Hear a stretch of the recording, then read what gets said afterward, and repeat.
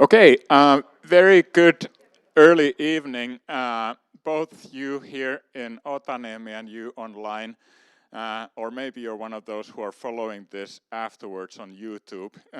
There will be a tape afterwards for all of you also to enjoy. Welcome to the first Better Business, Better Society seminar of this year. Many of you are regulars, so you know how this works.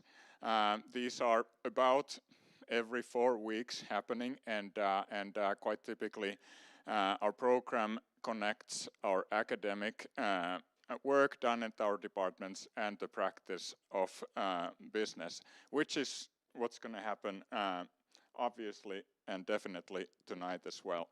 And also the tradition has it, I'll cover some of the latest on what's going on at the School of Business before we actually get into the program of this evening. So just brief report on what's going on at the School of Business. We are actually quite happy celebrating how 2025 went for us. Now, universities and schools, we do 3 things. We do impact, which is what we are doing amongst other things tonight here. And then we teach and we do research. And on research, you have to remember that we're working off of a pretty high base because we have had quite highly performing research faculty for a few years already. On top of what happened in 2024, the number of articles that were published by our faculty in the top academic journals went up by 23%. Quite impressive, especially if we compare to our peer schools and take into account the fact that we are still a small business school compared to our Nordic peers and some of the Northern European peers. If you look at the academic production research papers per capita, we're quite a ways ahead of schools such as CBS, BI, etc., etc. So we're quite proud of our faculty, and you, the alumni, should be equally so. The other thing, obviously, in order to enable our great research work, our faculty is very actively seeking external funding also to support their research projects. Traditionally, business disciplines are not quite as doing not quite as well as some of the what I call laboratory sciences that require quite a bit more input in terms of research funding. And we always get to hear a little bit about this from the leadership of our university. I can happily report that 2025 was a very good year in that respect as well. So we're improving on that area as well. What about education? Now this is still preliminary. We don't have quite the final results yet, but based on the numbers that I'm looking at, our bachelor degrees went up in 2025 by 15% over previous year. And master's degrees, where we have had, our goal has been 610 master's degrees per year, and we thought that that's unreachable for us. The data that I have now looks like we're going to have 657 degrees that going out in 2025. So quite amazing, and I am so proud of the faculty and the work that they do in this building. Now, this is the time of the year when we have application processes ongoing. The application processes or application deadlines have already passed for the PhD programs and the Master of Science programs. If you're thinking of applying, you have to wait 1 more year. If we look at the number of applications there, for PhD studies, the number of applicants this year went up from 261 to 295. Master of Science, you're wondering why we're dipping there. Well, there's a good reason for that, because this is the first year when there is an application fee charged to every applicant to our Master of Science programs. And the fact that we went down from 1,089 to 824 is actually a stellar performance. In 2024, you could still apply to our master's program by just clicking once. Now you have to click at your bank account as well, and that has cut down the applications quite a bit. But I am very confident that we're going to get very good students in our master's programs that way too. Bachelor application deadline is in a couple of days. So far, it looks very good. There's always a big burst on the last day, as there is for any deadline. So I'm fairly confident that we're going to go past the 1564 applicants that we had last year. The big difference there is that we have 2 English bachelor programs, one economics program here in Otaniemi, and then we have the international business program that is still running in Mikkeli until next August, but this incoming cohort will come to Otaniemi and start their studies here in August, and it looks like the application numbers are quite good for the IB program. So we'll see in a couple days what the final results are, or final application numbers. Now, those of you who are regulars know that I do this regularly. Sorry about that. We still have almost 1 year left in our fundraising campaign, and this is how the latest numbers look like. So again, this is an Aalto level campaign that goes through the entire 25 and 26 through the end of this year.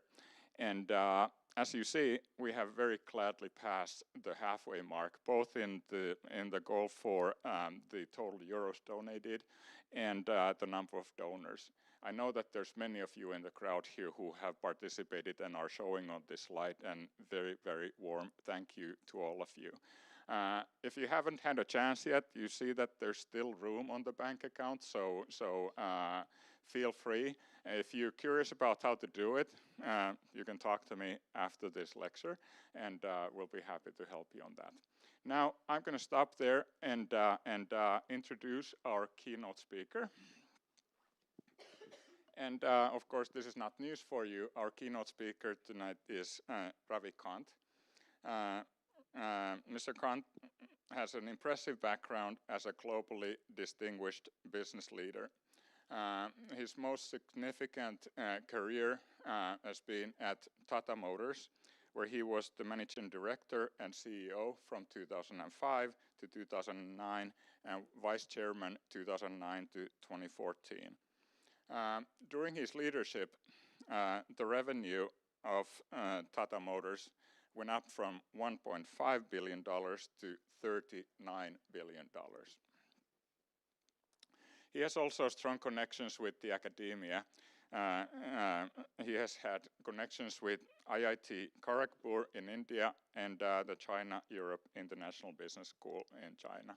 So we're very proud to have Mr. Kant delivering the keynote tonight. Welcome, the floor is yours.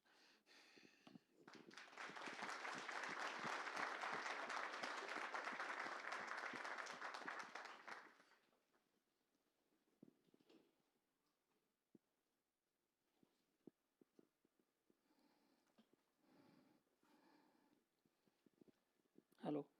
Yeah.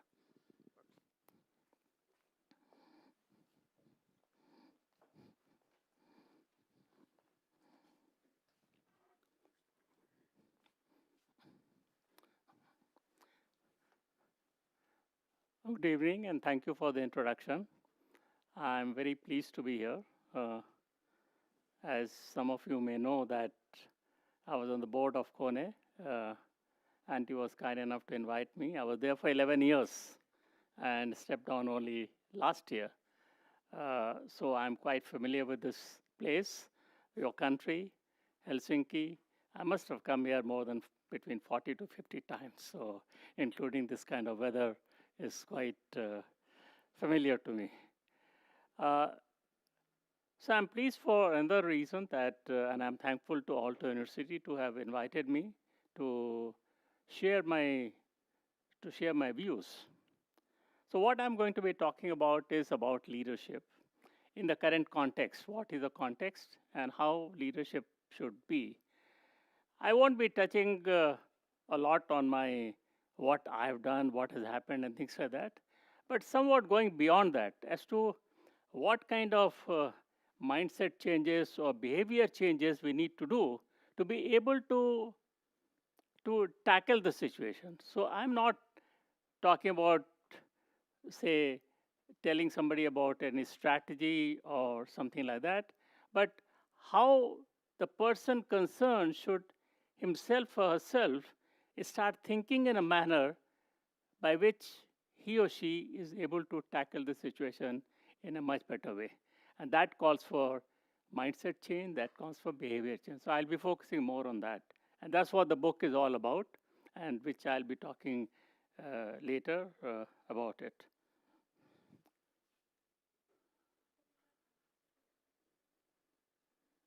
Sorry.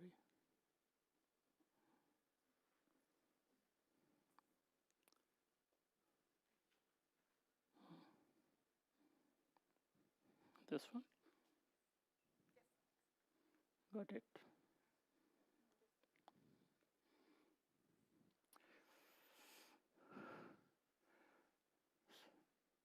So this is an important slide. Leadership is contextual. And we all know what the context is today. The context is very, very different from what it has been. Context always keeps changing. But I think the context in, especially in 21st century, especially in last 10 years, especially in last 5 years, and even so more in the last 1 year, the context has been changing continuously. And therefore, we need to understand what it is. Because if we don't understand what it is, we can't formulate a response to it. So context one. Context one is unprecedented increase in uncertainty and disruptions. So there's a proliferation of black swans and gray rhinos. Black swans we all know. I hope you know gray rhinos. Black swans exist, but we don't know they exist till we find them out. Gray rhino is what? You see them. They are everywhere. And you are unable to do anything about it. There are many examples of gray rhinos we are seeing here. And it is very, very difficult. Now, earlier, 40 years, 50 years ago, what used to happen is one major change used to happen, and that we used to get time to adjust to it before the next major change happened. But today what's happening is everything is happening almost simultaneously. Before we are even get used to something, some change, another change has come. And it is causing tremendous amount of pressure and tension in leaderships and in organizations how to tackle the situation. So command and control type of rigid hierarchical organization cannot work in this kind of situation. And you need to have, therefore, a more flexible, quick learning, open-minded organization. If you are not open-minded, then it's going to be very difficult, because if you think you know best and you are rigid in that, that will be the kiss of death, in my view. And if you see the last point, logical and factual. So far, we have been basing our judgment on being only logical and factual. But I am sharing this view with you that along with being logical, we need to be also intuitive. Because you cannot be logical. If things are changing so fast, you've got to be intuitive. You have to have, he talked about practice, a theory. I think the practice will have predominance over theory. We cannot be trying to formulate only theories. By the time you formulate a theory, it's already become obsolete or dated. And therefore, we need to be very, very quick acting, very, very this thing, and we need to find out, therefore, it will call for behavior changes. And you see,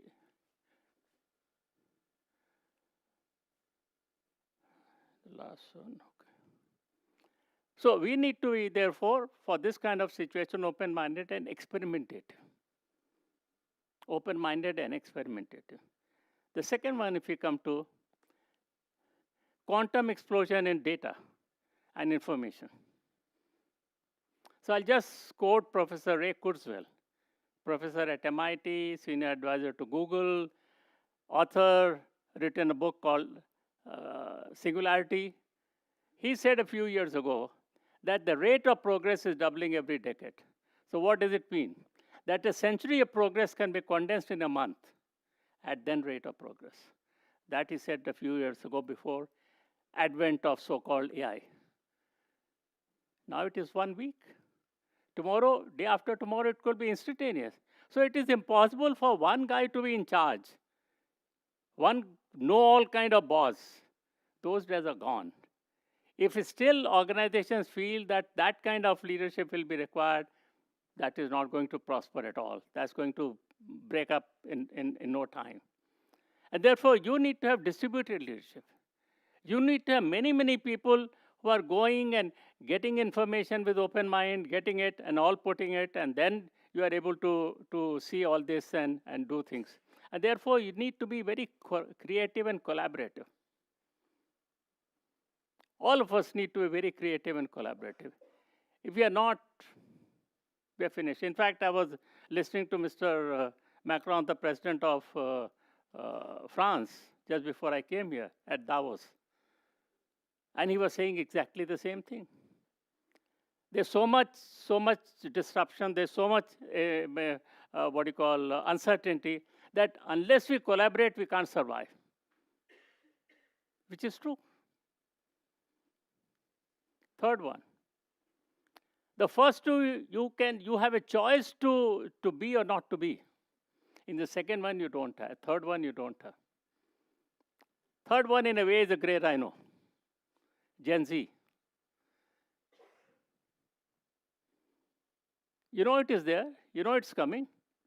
So you better adapt yourself to the gray rhino that is coming to you.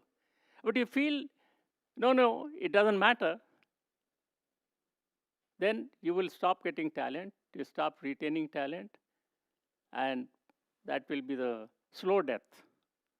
And therefore, to have them, you need trust and you need authenticity. We all know. Our children, our grandchildren, they will not work in a command and control organization. I've talked to, this is my 136th interaction in last year and a half.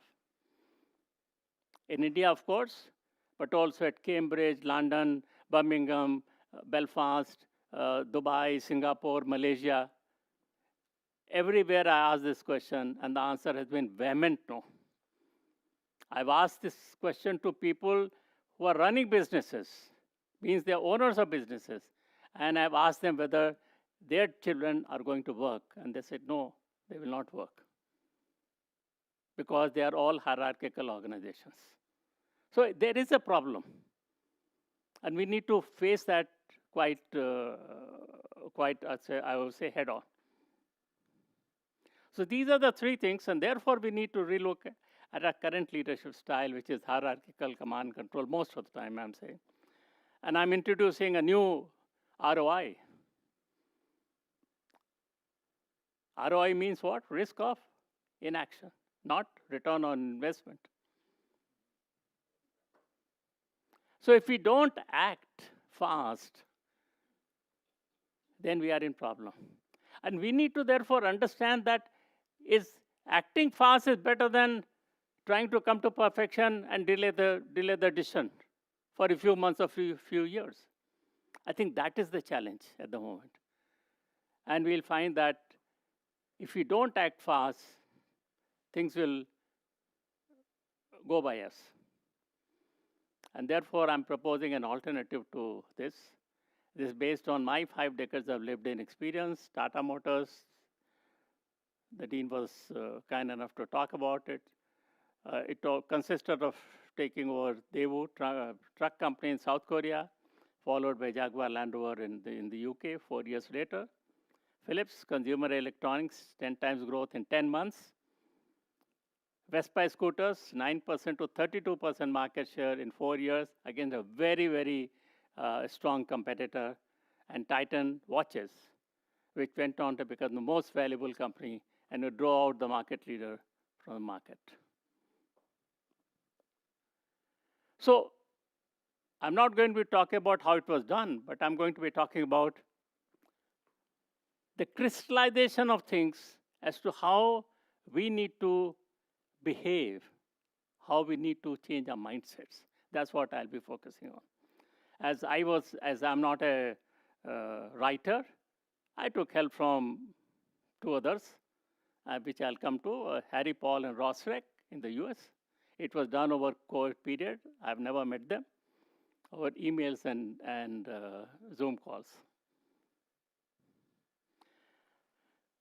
It's a very simple thing. It consists of 3 parts. You got the book with you. Those who haven't can take the book from outside. How should I be? How to create powerful teams and how to grow big. The title is Leadership for Growth. How should I be? Have an open mind. I talked about open mind. In today's situation, unless you have open mind, you can't survive. Take ownership. Whether you own financially or not, whether you are an employee or whether you are at mid-level, take ownership. Assume as if it is yours. Because when you do that, you bring a very different perspective to the job. It becomes yours. And while you are taking ownership, be detached. Many of you may find there is a conflict in the two things, but there is no conflict. I take ownership, but I'm not doing it to earn money. I'm not doing it to get my promotion. I'm doing it because I should be doing it, period. And I've followed this all my life. And when you do that, you have better perspective. You have better balance of judgment. Because if you're too close to a thing, you will understand, you will get too emotionally involved, you'll go up like this, you'll go down like this. But you have distant yourself, then you are able to take more rational decisions. And in today's this thing of things going yo-yo, I think it's even more important that be detached. How to create powerful teams? This is the central theme of the book.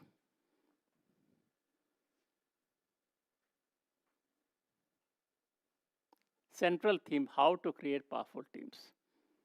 I've been in 7 companies, each in a different industry, of which I had no knowledge of. People in the company were far more knowledgeable, far more technically competent, far more experienced. But still something's happened, as I showed to you earlier. So if I was not technically competent, experienced, so what did I do? That's the question I asked myself. And that came to build powerful teams. And how do you build powerful teams? If you want to ask me what is one word you describe the book, is to build trust. It seems very easy. Build trust. If you are able to build trust in the organization, which I build trust, I called as consistent integrity. Consistent integrity. Integrity, we all know, honesty, transparency, all that kind of thing. Consistently, not 364 days a year, and you take 1 day off. No. 365.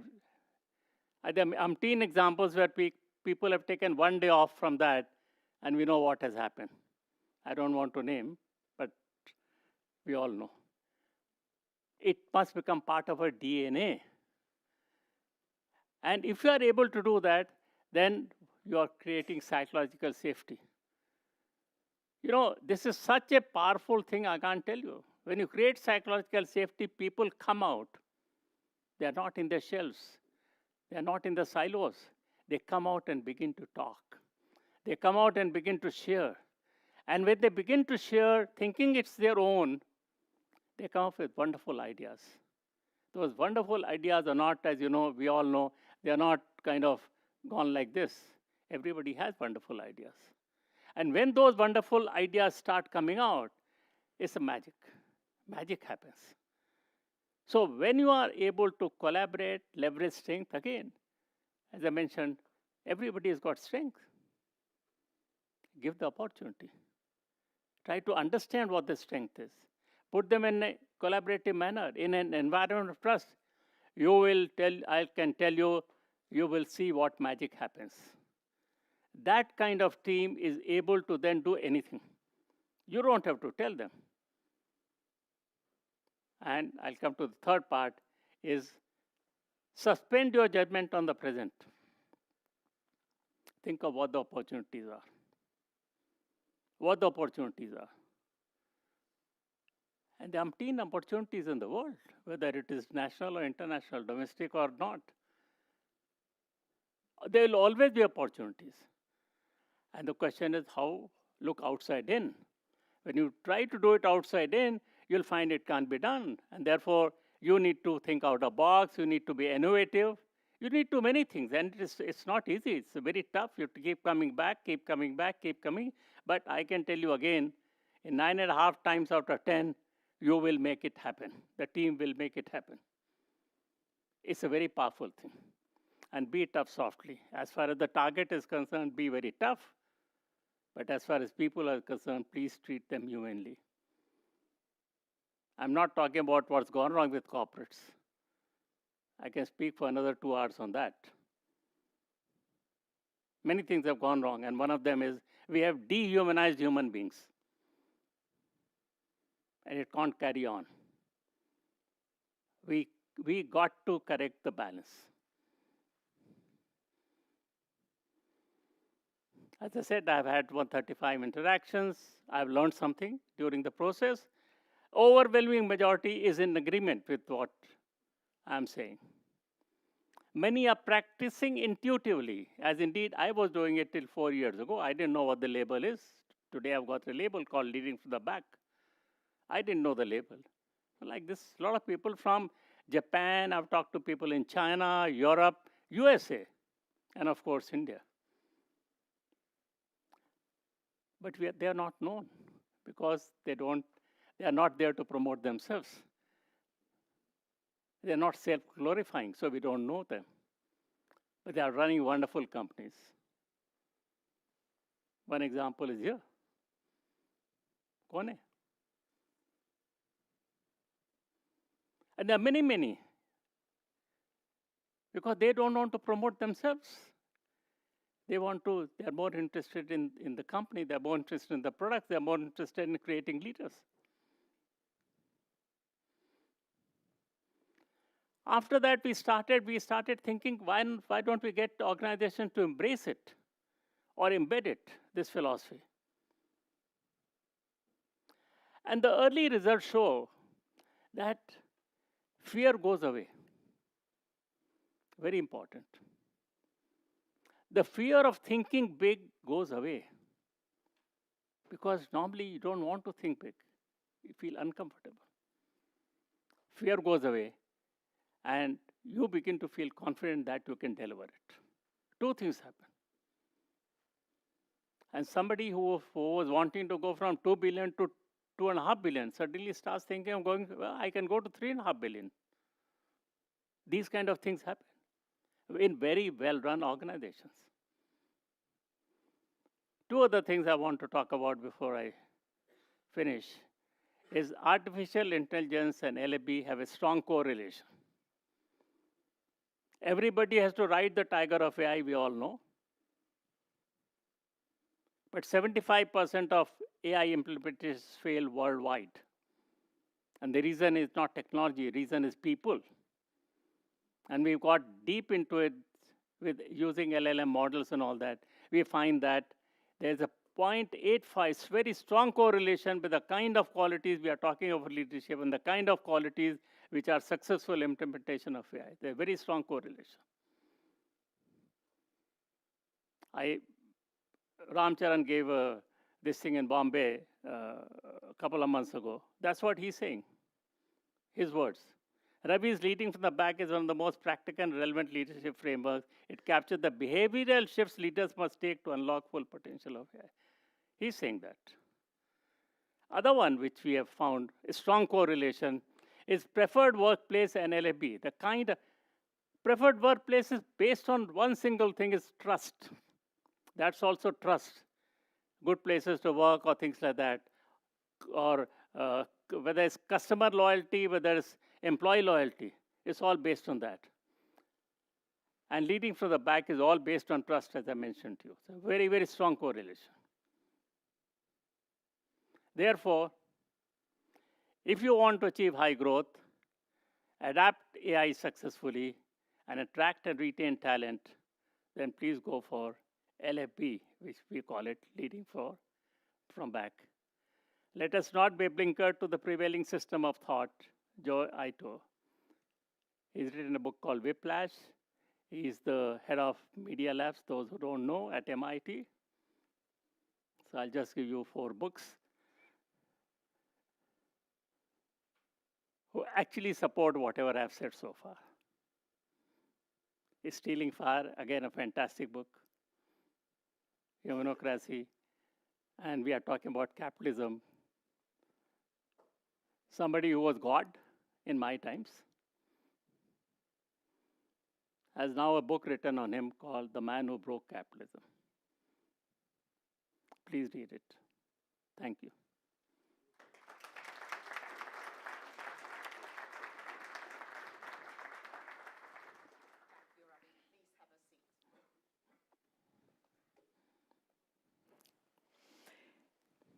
Thank you, Ravi, for your insightful words. Let's give him a big hand once more. Now, dear audience, old and new friends, my name is Kristiina Mäkelä. I serve in the provost role here in Aalto University, overseeing all academic activities here. But importantly, I'm also an international business professor here at the business school. And therefore, I'm very delighted to serve as the facilitator of this panel. And please, could I start by inviting our other 2 panelists on stage, Sarianna and Matti, please.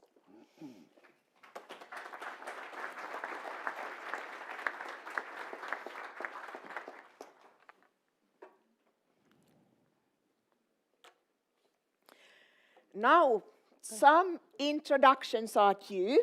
I'll start with Sarianna. Sarianna is a dear colleague from the Department of Management Studies and a professor of international business. How long have you been here in Aalto now? A year and a half. But with a wealth of experience from international business, from the research perspective, but also having lived and worked in at least the US, the UK, the Netherlands, and Germany before coming back to Finland. So how many years altogether? 40. 40. Oh, here we Yeah, go. no. Sarianna is also a co-author, together with John H. Dunning, of the 2nd edition of Multinational Enterprises and the Global Economy book, which remains one of the most cited, 16,000 citations altogether for that book. That's pretty impressive, and a used book for international business teaching in universities worldwide. Also, I think she does know some things about international business. And then we have Matti Alahuhta. Matti, I think, is a familiar face to many of you.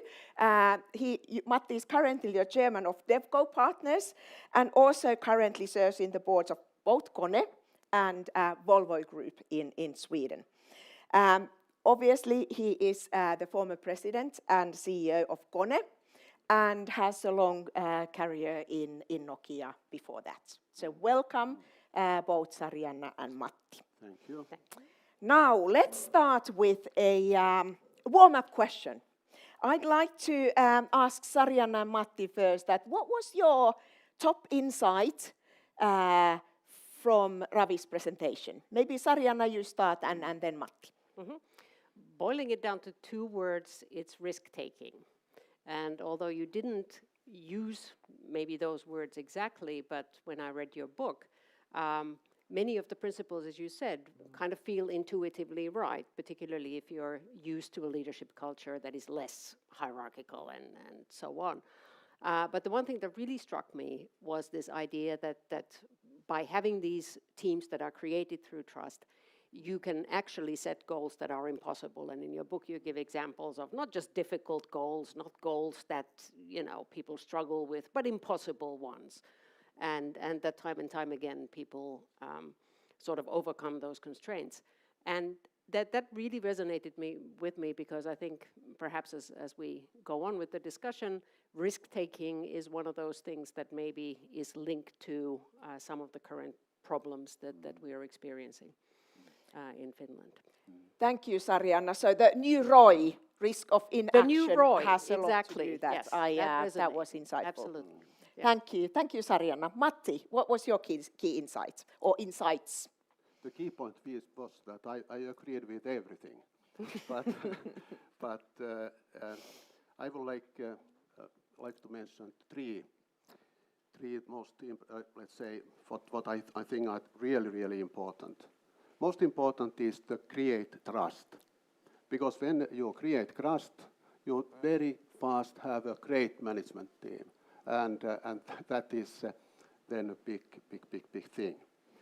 Secondly, this taking ownership does not require anything to say after Ravi's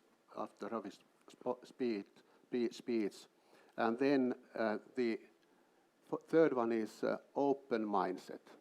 And in these days it is becoming more and more essential. Thank you, Matti. Trust, ownership, and an open mindset. Please keep these in mind. Today, I would like to ask our distinguished panelists about two things that have been discussed in Finland, in Finnish media, and I think among all of us in the audience as well, in various places and connections recently. The first one is growth. We all have read and experienced also that Finland is lacking growth. And of course, being Finns, we tend to blame, different things, owners, leaders, you name it, whose fault it is. But maybe we should today focus on what we should do. And the second one is leadership. And especially leadership, what kind of leadership is needed to create international growth? So growth, we'll start with that. We have three experts on international business here on stage, so let's ask what they think. And I'd like to, so the question is, how can companies create more international growth? What's important to focus on and what not to do? I'll start with Matti, and I'd actually like to share with the audience that with some numbers. During your time in KONE, Matti, from 2005 to 2014, if I remember correctly, KONE's international market share almost doubled. KONE's operating profit percentage almost doubled. And the value of the company grew 6.5-fold. Investor returns, including dividends, grew more than 9-fold. That is pretty impressive. How did you do it? Tell us the story. I think that I did not do it. It was done by all KONE people. And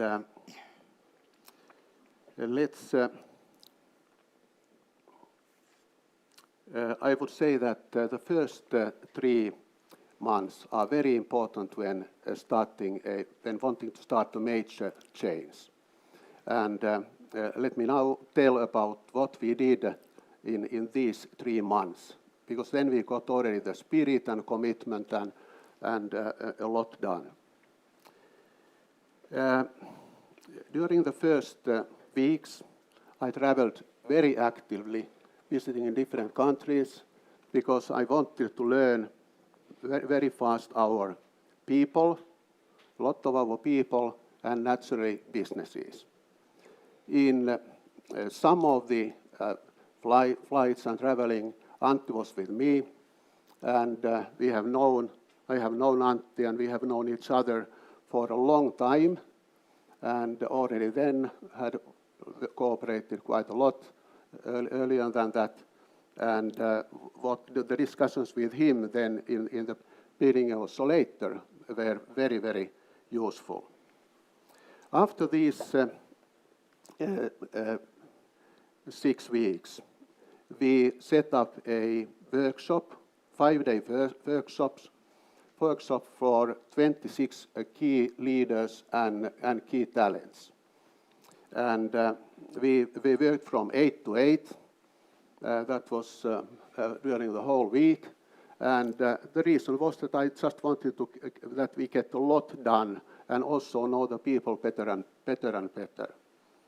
We started with discussing about, nothing surprising here, markets, competitors, and megatrends, and naturally about KONE's situation. I have to say that before we started all of this, KONE already was a very good company, and with a very good culture, and therefore that also gave me, let's say, good basis to develop further development. And what was the key in the beginning was that we made also so-called simple from-to exercise, meaning that what the company was now and what we wanted it to become. And that discussion was so active, and we got so clear, let's say, decisions that I have to say that already in this phase, 26 people committed. Next, we started to work on the must-win battle tool that we have decided to our, let's say, transformation as a transformation tool. It is very simple, but it requires a lot of prioritization so that we, during the next every 3 years, we decided to have 5 must-win battles that we want to win. And the must-win battles, they have leaders have had owners, and his team then also decided that what are the projects which that then led to the major improvements. And then after the let's say when we had discussed all of this during that week, during the next month to follow, all of the participants took the responsibility that all of the team leaders at KONE told their teams that direct teams that what we start to do and why, and what especially that what is how their work is related to what we are doing in these must-win battles. We also decided KONE values. The first one was delighting customers. In our industry, there was not a single company that was great in that, and we naturally wanted to become clearly best, and that happened. And the second value was will to renew. This was a really strong value at KONE already and in the history as well. And will to achieve, also a strong value again. Then the fourth one was working together, because there were clear possibilities to increase the let's say discussion and cooperation between the country organizations or area organizations and global business units. And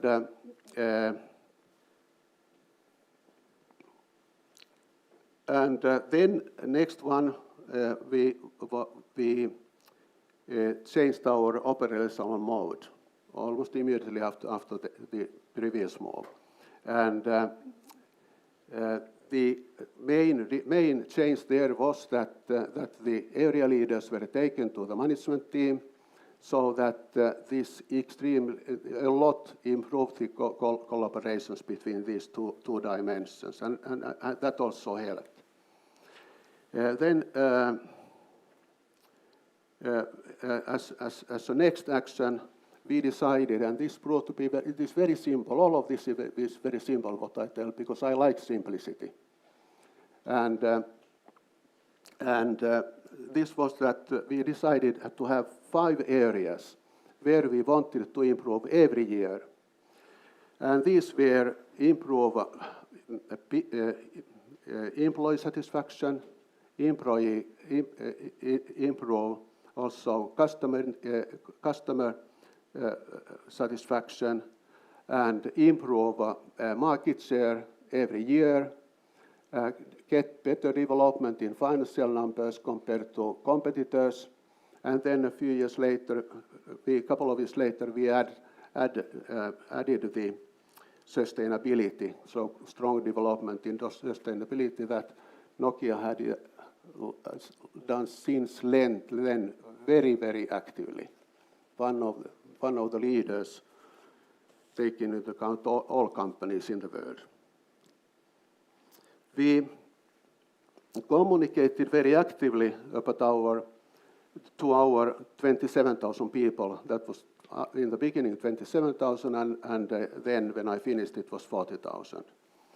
And our communication team sent messages that energized people, stories that empowered people. And I sent in about 3 weeks intervals, CEO letters when I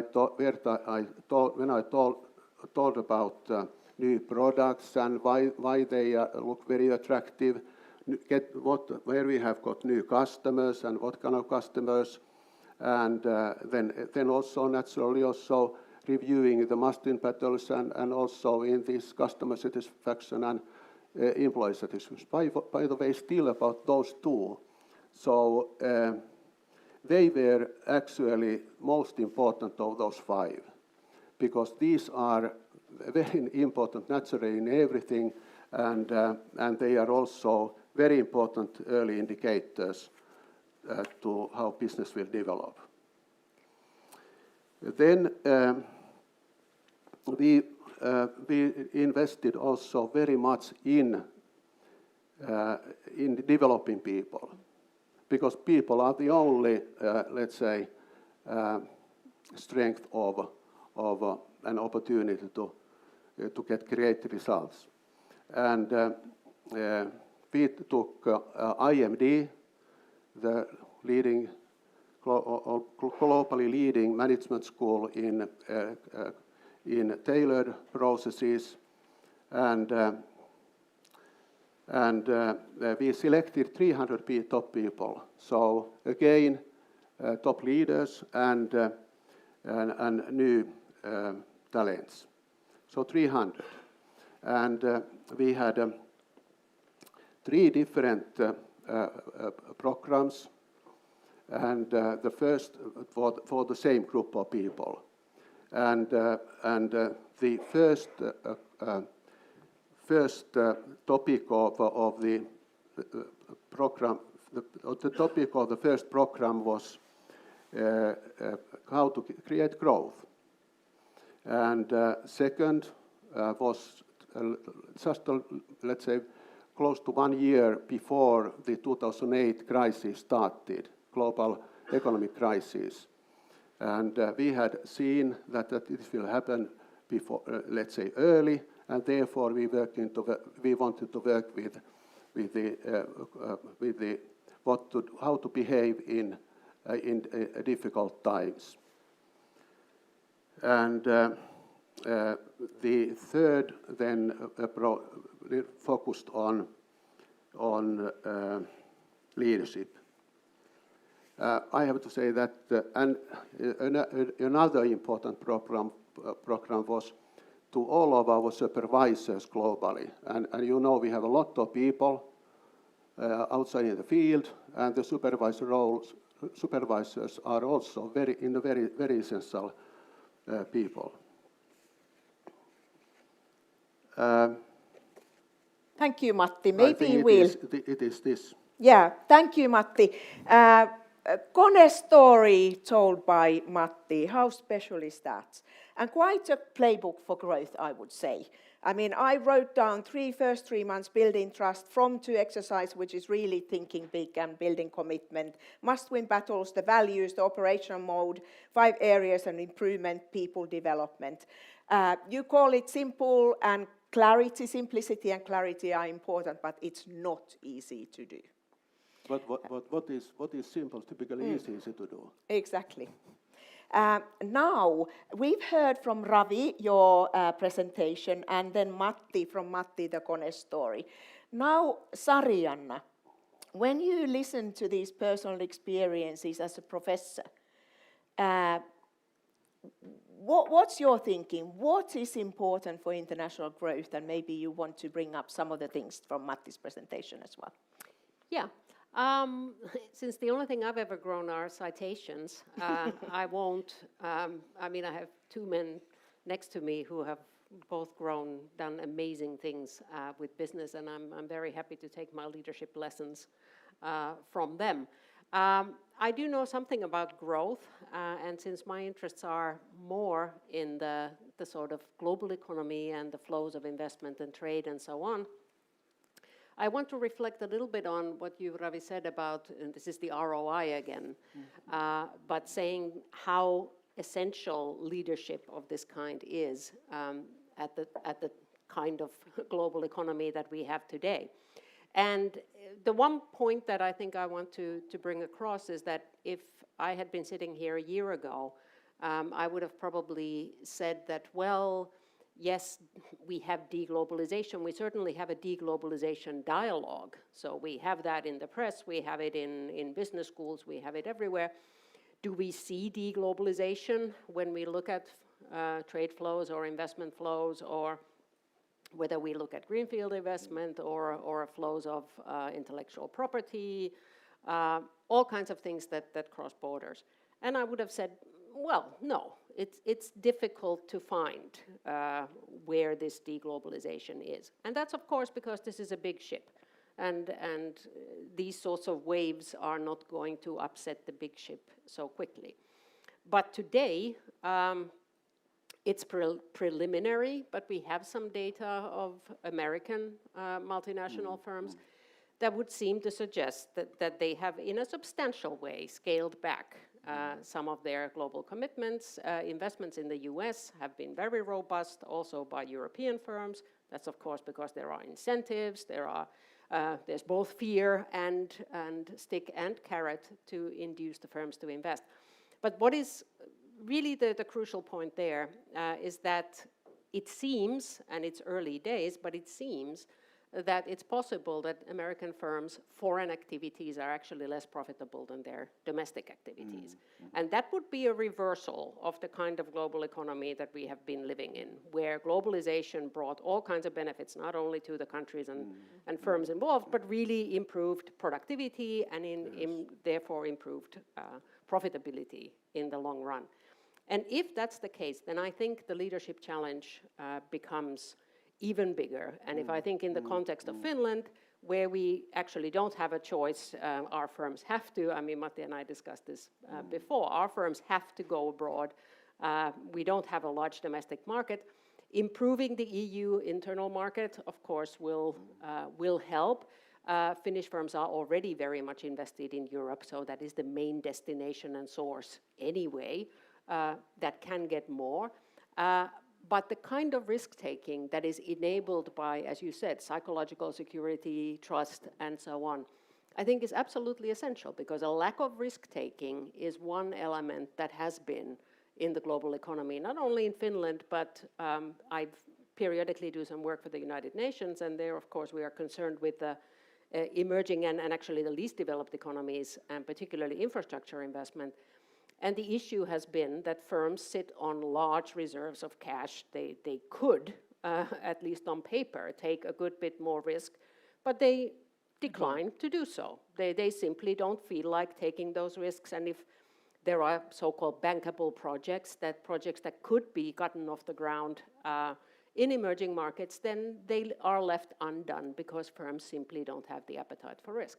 Now, that has shifted because the world itself has become more risky. It necessitates more risk-taking, but that's where I think your point is again very, very crucial, and also the let's point continue. of trust made by Matti. Yeah. Thank you. Let's continue on the topic of, Sarianna rightly said that we have to go abroad. I mean, the home market of Finland is very, Finnish companies is very small.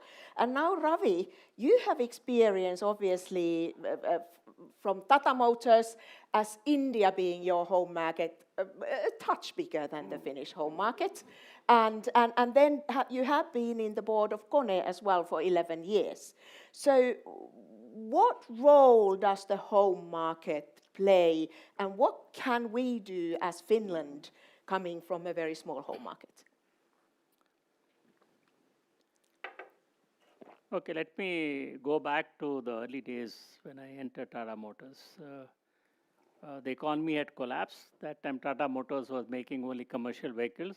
You know, commercial vehicles are very closely related to the economy, so the sales tanked and Tata Motors made its first loss, the biggest corporate loss ever in India's history. That's the year I joined Tata Motors. Then we began to look at it. What is commercial vehicles? So even it's a big market, we were holding 64% market share in that big market. But it was not big enough to satisfy us. And so we said, let's look at the characteristics. So when we looked at the characteristics of the commercial vehicle market, we found it's a cyclical market. So it goes up and it comes down. And when it goes up, it comes down. So you need to now, earlier we thought it will keep going. And that's the fallacy a lot of companies have, that it will continue to grow. So we said, no. And therefore we started doing things to become asset light, to spun off many of our activities, to reduce costs and things. Our break-even point was 80%. A lot of automobile industry companies have break-even point 90%. Please understand. We brought the break-even point to 42%. Huge, huge change. And then we said, if we want to really grow, then we've got to go outside. Because what it does is, although commercial vehicle is cyclical across the world, but the phasing of cyclicality changes from country to country, from region to region. So if we are able to have cyclicality and impose on this, then overall cyclicality will get reduced. That was the thought process. So I said, let's go out. And a third one is also, if you have a less cyclical business, then also, and that's why we brought a small commercial vehicle which doubled the commercial vehicle market. So I won't talk about that. I'll talk about international business. So here it is, you know, when you're doing things, we must realize that fortune favors the brave. You keep thinking, you keep doing, things happen in life. Serendipity happens. We can't ignore it. And so while we were doing, we got this offer of Daewoo Truck Company in South Korea. Daewoo. Indeed. And so what you're saying is that it's all about diversification, but also taking opportunities. Of course, that is very important. And 4 years later, Jaguar Land Rover. Now, Jaguar Land Rover, everybody said these are, they're foolish people. Jaguar, they don't even know how to make cars. They're gunning for Jaguar Land Rover. So only two persons, Mr. Tata and myself, we said, no, we are going for it. And there were very strong reasons. We don't have the time to talk about this, but non-financial reasons why we went for it. And it all proved right. We bought the company for $2.5 billion, and after 2 years, we were making bottom line of $2.5 billion at Jaguar Land Rover. We wouldn't have reached from 1.5 billion to 39 billion if we had not gone for international acquisitions, both Daewoo and Jaguar Land Rover. I would like to just say one thing. Is Okay, the strategy. briefly one thing. Strategy. You know, you talked about American companies and companies from Western world. You know, especially they have this 100-day plan. If I am blue, I'm acquiring a red company, everything must, 100 days, everything must become blue. The identity of that acquired company totally vanishes.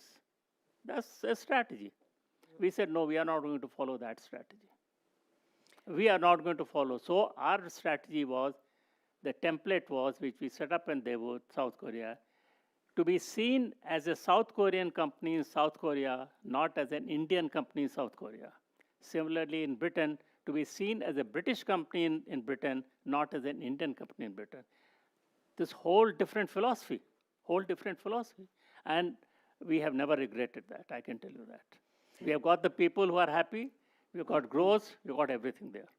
So local strategies in local markets, and let me remind you of the numbers that Timo already say.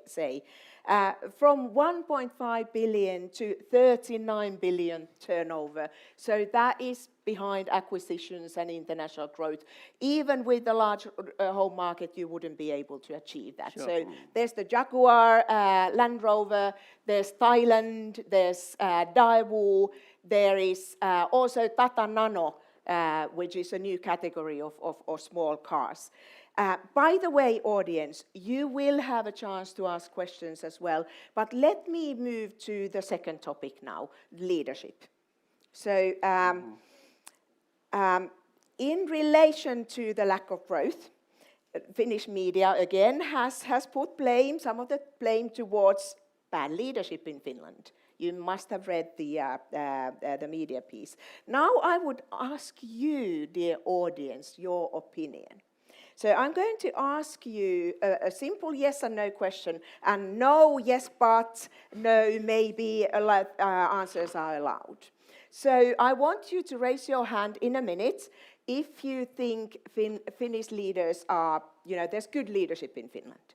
And then I will ask that maybe Finnish leadership is not so good, and you get to raise your hand on that one as well. Shall we do a little Gallup with the audience to get some interaction going?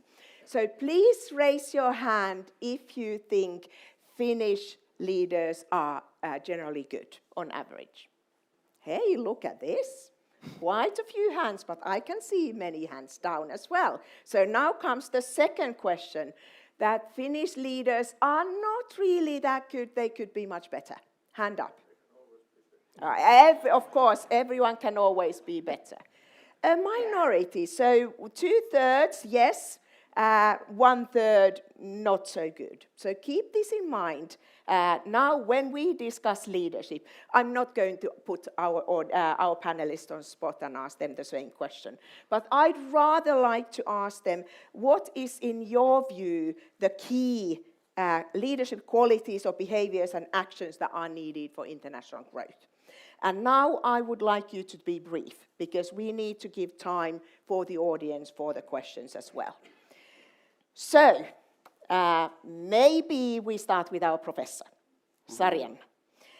What kinds of leadership qualities, behaviors or actions are needed for international growth? You get to say maximum 3, which is obviously the key number of points in Finland, or you can go with less.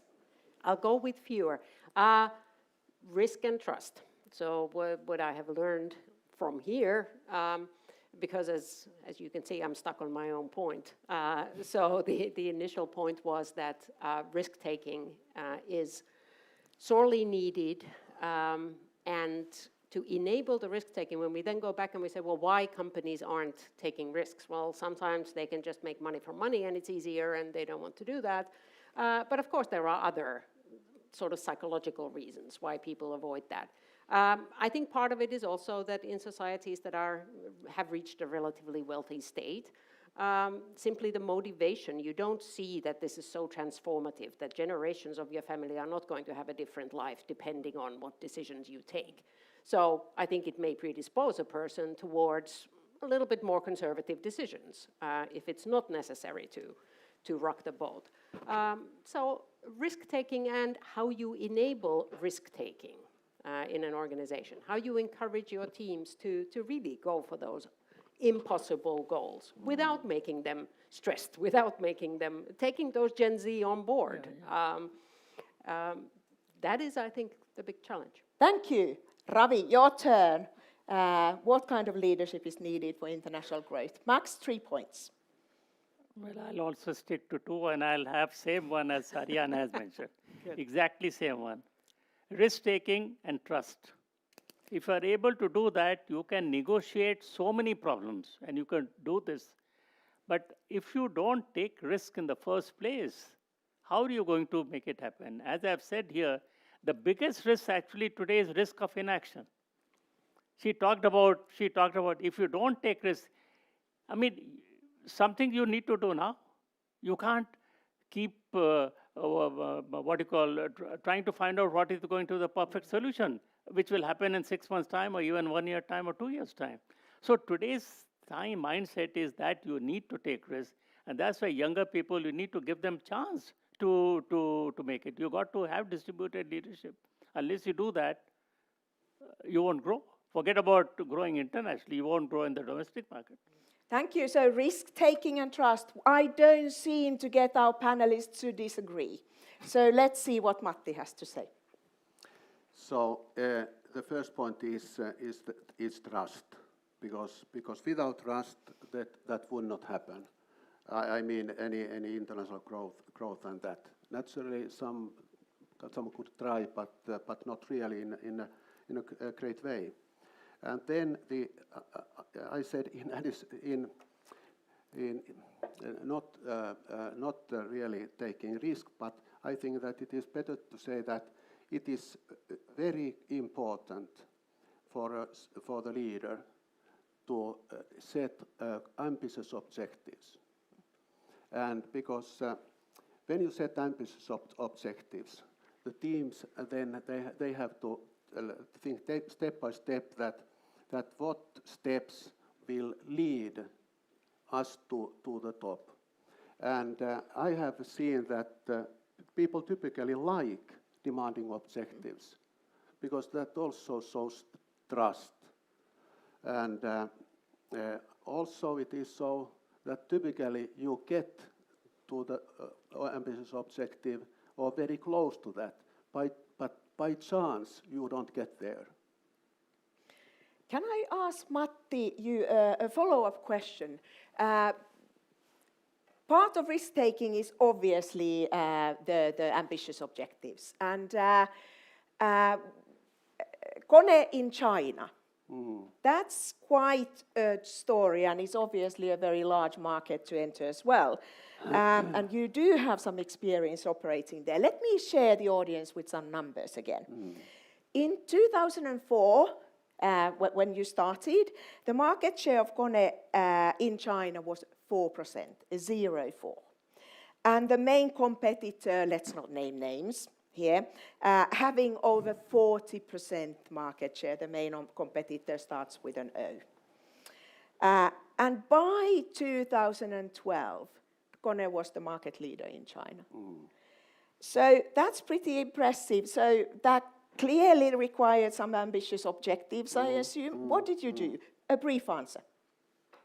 Okay, so I won't analyze this 4% at all. What was more important that we already had there a good R&D center and good factory, and naturally we just had to, let's say, increase the capacities there and have more and more R&D there over the year. But in this way, it was a good point to really to start to grow. And we have a lot of enablers. We have a good country leader who knew China and was operatively very, very, very strong. And secondly, we started with really taking a challenge in this new equipment business that you are referring, and it was straightforward. So first challenge is to get the cost level to a competitive level, competing with Chinese. The second point was to again to see about timing, because timing in business, that's so that you are at the right time, at the right place. That is extremely important. And we realized that quite early that China will give new product requirements to different kind of elevators quite often. And we started to let's say really focus our timing so that we were always first. So that was like a small swift for us and a series of those. Then we also did something very well. So in making a joint venture with a small Chinese company which was good in making cheap, good quality products, and they took care of the low end, and this joint venture then protected our KONE brand, and so a good move. Then in the beginning, or when I joined KONE, we had 50 offices in the eastern part of the country, and we all the time we increased the number of and went more and more to the western parts of the country, and at the end of the day we had then 500 offices there, and I believe that now we have even more. And all of this created growth. So strong local leadership, that was something that Ravi also discussed about, competitive cost level, and particularly timing, getting the timing right, right time, right place, taking advantage of industry shifts and changes in the market. Again, simple but not simplistic. Now, dear audience, it's your time to ask questions. We have two of my colleagues here with mics, so be brave and raise your hand for a question. First question over there, please. Please introduce yourself as well when you ask the question. Sure thing. Thank you all the panelists. Nice presentations and nice talk. My name is Kalle Raitala, work with Novo Nordisk. My question is about the trust and the biggest enemy of trust, and I think that is fear. And the question goes to you, Ravi. I think you talked about whiplash in your intro, and my question is, when there is no growth, when there's an immense pressure on the organization to perform better, to generate that growth, competition is really booming. How do you ensure as a CEO that there's balance in the organization, that nobody goes overboard in grinding, pressuring the organization, or putting this fear mentality that more is more, which often destroys that trust? Thank you. What a wonderful question. First of all, I think Novo Nordisk has indeed experienced some gigantic growth, but also a lot of pressure. So, Ravi, trust and in a pressureful situation. Just do the opposite of what you said. Just do the opposite of what you said. You got to, as I said, you got to create psychological safety. When you create an atmosphere of trust, what you are doing is psychological safety. You are making people come out with solutions, where people come out with ideas. And once this begins to happen, the magic happens. I can tell you that. In any of several organizations that I've worked for, same people were being castigated. You're talking about pressure? As I told you, Tata Motors made its first loss, the biggest loss in corporate history. People were under tremendous pressure. Everybody was under, you could have gone this way, fear route. I said, no, but mind you, it takes time. You got to be patient. We created this same group of people who are being castigated for the loss, turn around in 2 years' time, same kind of profit they showed. And they went on to do 1.5 billion to this thing. It's the same team, maybe 1 or 2 persons you have added.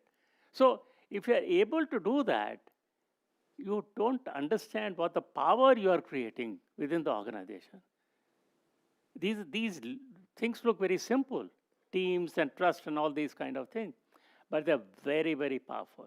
I can tell you, you try in a smaller organization, a smaller part of the organization, try it for 2 years, see what happens, or 1 year what happens, and then you take it to other organizations. Tata Motors was totally hierarchical command and control type of organization, totally. But this thing happened. So what I'm trying to say is, please take the risk. As it is, anything that you do is risky. Whether you act or don't act, there's a risk involved in it. So I'm saying, please take the risk of building trust, creating powerful teams, and then you see what happens. They will find opportunities. You are seeing things at the top, and you're saying, no, these are opportunities, no opportunities there, this thing is not, that is not. Forget about that. You get the organization to think about it. And when people begin to think, they come up with wonderful ideas, wonderful things. You create teams. They will evaluate their due diligence. And you maybe out of 10 ideas or 10 this thing, you will come up with 2, 3, which will really work well. No question of that. As I mentioned to you a little while ago, we are now trying to embrace it in different organizations. Leadership is very good. They want to grow for this growth from, say, 10% growth or 12% growth. But when they go through this kind of workshop and things like that, they begin to see, oh my God, I can get 50% growth. I can get 70% growth. Because what you are talking about is talent. What you are talking about, what people have. It doesn't have, because that is transferable. The talent and the ability is transferable. The business may not be transferable, but the talent and ability is transferable. If you're doing something, same talent, the same this thing can be used for something else also. That's where the change happens. Thank you, Ravi. And I think Ravi's book, actually, take a look at that, because that's a story, a parable about how to make those things happen, actually. Very enlightening. Next question, audience. Thank you. Please, over there. Thank you. Thank you for the panel. It has been wonderful to hear your insights on the topics. My name is Vilma Paavola, and I'm the president of KY, so Aalto University Business Students this year. And that also forms the background for my question. So you talked about the risks, taking risks as the key to success, both in growth and leadership. So based on your experience, how could the mindset that taking risks is the new normal be integrated to the young people, so the future leaders, already in their studies or early stages of work life? That's a great question. Thank you, Vilma. So how can we, now Timo, where are you? Listen. How to create that sort of ability and willingness to take risk already during your studies? Who would like to go? Maybe you. Yeah, I mean, so psychological safety is something that you've mentioned. I think we can create sort of in a controlled environment, but as you said, when you start small. You start in a kind of a laboratory setting, but we can do this. We can kind of bring into the classroom this idea that risk-taking is almost inevitably maybe part of working life, but risk-taking should not mean that you are sort of ground down either by hierarchical leadership, because that is one response to risk and uncertainty, or that you need to feel particularly unsafe. And I think that's a challenge for particularly my colleagues who do this intra-organizational stuff to really study how we can foster that and absolutely foster it in organizations, but foster it in the business school where the future talent comes from. So I'm all on board. Thank you, Sarianna. Matti wants to add, and I'll steal a word as well. So I think that company culture is the key thing here. So that and that is so everywhere, whether it is public sector, university, whether it is KONE or Tata, whatever. So so we can't overestimate the importance of developing culture all the time and actively, because that is not a competitive advantage, but it is an enabler to a lot of competitive advantages. Thank you. A brief one from Ravi. Sure. You know, we always tend to think that everything we do is going to succeed. Success and failure is part of life. Everybody has to face success and failure. And therefore, failure should be celebrated in a way, because failure is a learning experience. It's a big learning experience. All of us, when something doesn't happen, you learn from it, and then you're able to do things better. So I think that culture must be inculcated everywhere, as that, yes, people will fail. But they cannot be castigated for failure. But what is the learning that you have got from failure? I think that is very important. I would like to add, and I think Vilma's question was really good, to be quite honest, I think our students are much better in taking risk and, thinking, with an open mind than we, perhaps more experienced corporate leaders or university people. Just think about Slush, for example. Slush was created by our students, and it's become a success. These things wouldn't happen without students taking risk. And there's probably less to lose as well. You don't have a house and a loan and all of those things. So you can actually fail as well. So let's continue building new entrepreneurs and new risk takers and change makers here in Aalto. Good. I think we have time for one or two questions, maybe one question, so please. Okay, I think the first row here. Thank you for a very fine discussion. Päivi Jukola is my name. I'm working on my PhD here. And I would like to ask your comment, because I think it's so self-evident for you that you just didn't express it. But I think that what I'm trying to ask you now is actually, for me at least, it's the key why Finland isn't really succeeding in its business. So my question is, how important is it for you to listen to the customer and to fulfill the needs and the desires of the customer? And I elaborate a bit. Yesterday, the Italian fashion icon Valentino passed away in the age of 93.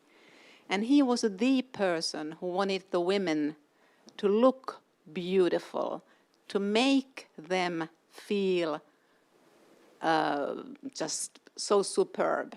So he wasn't only just making his great fashion designs, but he was actually really trying to improve, trying to give the empower the person.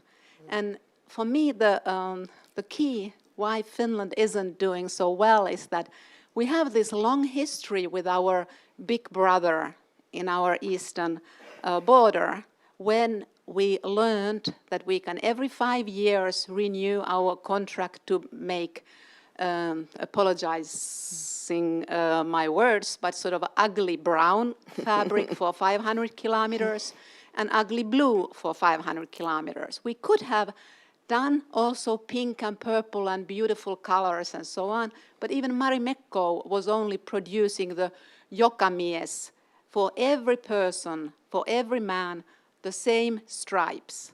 So we weren't really trying to listen what the customer wants. And because it's the, Joseph Pine says in his mass customization that customers don't want choice, they just want what they want. And from all the Finnish companies, I think that it's KONE that has been really trying to listen to the customers, and I think that was one of the keys. And to me, it sounds like that Tata Motors also has been really listening to the customers. You just do it so intuitively that you don't even mention it, that you are actually really, really listening to the customer. Yeah. That was a great message to all of us. Now, unfortunately, we're running out of time. So unless one of you has one sentence, 2 sentences that you definitely want to say, we will need to continue this discussion with the refreshments outside. Maybe, Ravi, you get the famous last words. Okay. You know, when we took over Jaguar Land Rover,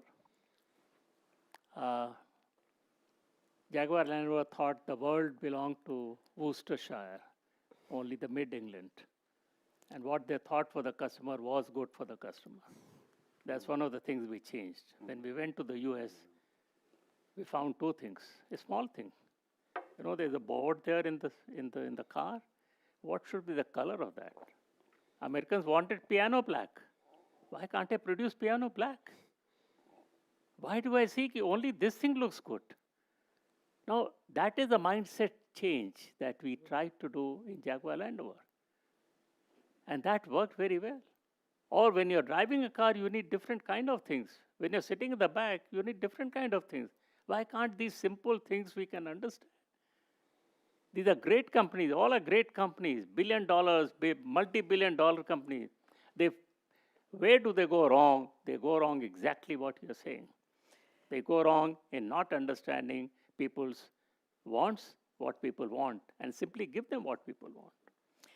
That is probably something that we need to be better in Finland, and the business school here is to hopefully contributing that. A big thank you to our panel.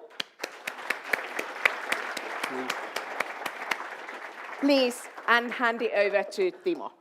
All right, thank you on my behalf as well for the fascinating panel. And as usual, we have a little bit of refreshments in the Arvo restaurant, so please join us there. I have a few questions saved for the discussions afterwards. I'm sure some of you might as well. So thank you, and I'll see you out there.